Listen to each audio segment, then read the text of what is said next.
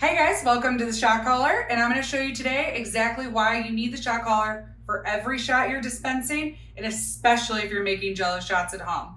All right, so I have my Jello mixture here. It's Jello, water, vodka, and schnapps. We have a perfect Jello shot recipe on the website.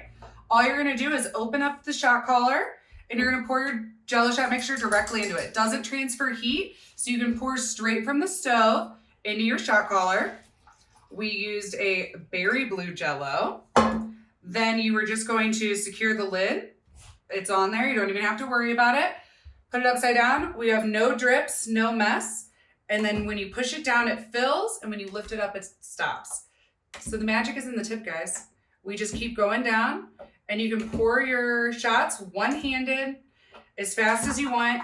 Don't even have to really pay attention. And you are just going to get all of those filled. This would also be perfect for poolside. Free up your bartender. Do this in front of the guests. Make it experiential. You're all done. Dishwasher safe. But really all to clean it, you just need to put it through with some warm water. And this is why the shot caller means you call the shots. You need it for all your shot making needs. Cheers, guys.